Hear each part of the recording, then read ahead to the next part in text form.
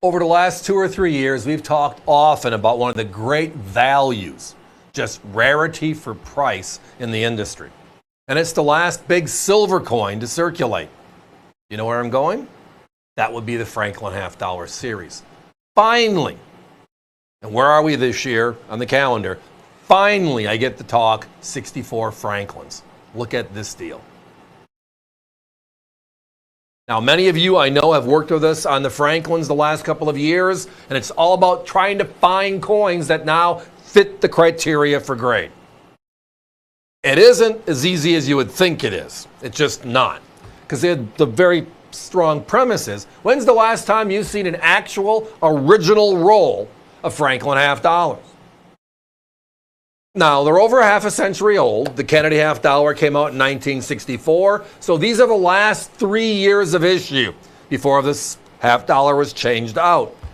And can you believe it's been 60 years of the Kennedy half dollar? Now, these are all Philadelphia mints as well, which means below the E and the S in states, above the bell, there is no mint mark.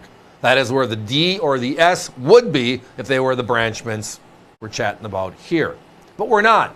And we're talking about the Philadelphias, which, by the way, for these 3 years are the rarer coins in 64. Every one of ours is a blast white beauty like the ones you're seeing on your screen. It looks like they were made yesterday, but we know they weren't. Why? Why? Part of the reason on the why is, well, in 1980 we had this thing happen. Silver goes to $50 an ounce for the very first time in world history. And everything you could think of that was a half-dollar denomination, whether it was a Barber, a Walker, a Franklin, a Kennedy, they were melting them for $20 a throw. It's just simple math. So surviving is a whole different story. And then there's the other part of the answer. NGC, PCGS, the Independent Grading Services, didn't start till after that, which means people weren't saving coins for trying to find high grades because it wasn't part of how the industry worked at that time. For the last 40 years, it's evolved to being the key. Just like with real estate, which is the mantra, what? Location, location, location. Any collectible. Coins like we're talking about here, stamps, comic books, sports cards, right? All come down to what? Quality, quality, quality. And then the variable of how many, or in this case, how few. And the how fews always win. And if it wasn't important, then you got to explain to me, jumping to the Silver Eagles for a second, because it's really easy to explain.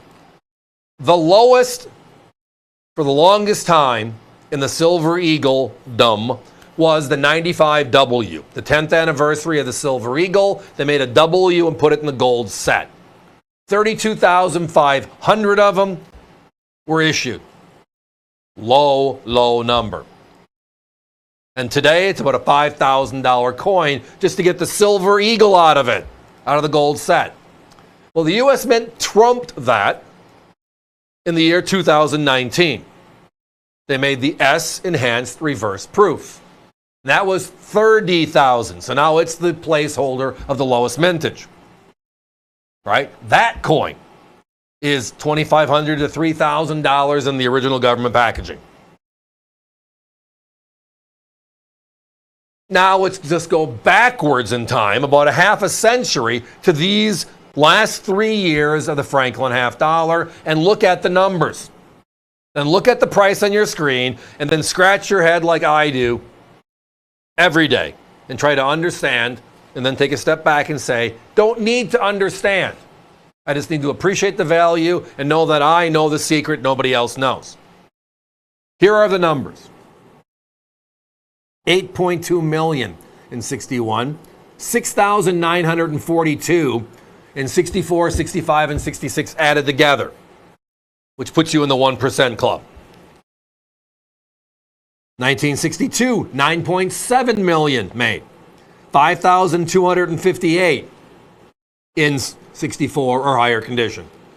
1963, it went up to 22.1 million. But uniquely enough, even though it went up by double there, it didn't drastically change. The 1963 P is only at 18,203. We're talking about rare coins. There isn't one of last year's 2023 Morgans that is under 30,070, which is high grade for a modern issue. There isn't one of the 2021 Morgans, the original Morgans, for the 100th anniversary, that's under 20,000. All three of these are way under that. And all of those sell for what? A couple $100 plus on the 23s. The 21s are 400, 500, 600. The Denver, the rarest, which is give or take 20,000, is about 2,000. Yet all three of these are rarer. 90% silver, right? The last of their kind. My competition in capsules. You ready for this? A Franklin $half in a capsule. They're at $68.75, $75.50, and $65.50.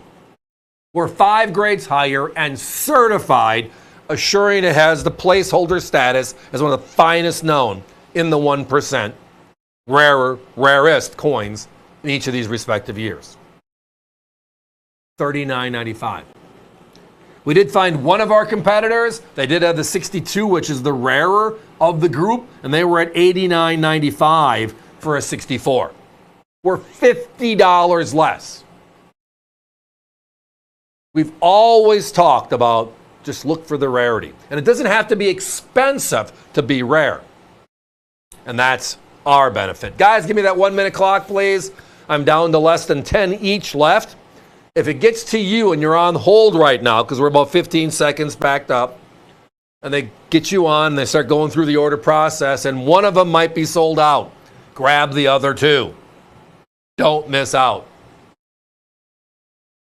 All about rarity. There's nothing recent issued by the U.S. Mint, big name products, Morgans, Silver Eagles, etc., that can touch the rarity of Franklin's in 64 and higher grade. And when you look at the numbers, just on the rarity aspect, then you go to the how much? You would expect to pay a lot more. The key is you're not. And that's why there's so much fun on the Great American Coin Hunt on Franklin's in 64. I mean, it's a great journey. And if you're patient, you find pieces just like this. So again, not 68, not 75, not 65 for a coin in a capsule. All significantly more than we are 5 grades higher. At only $39.95, your choice.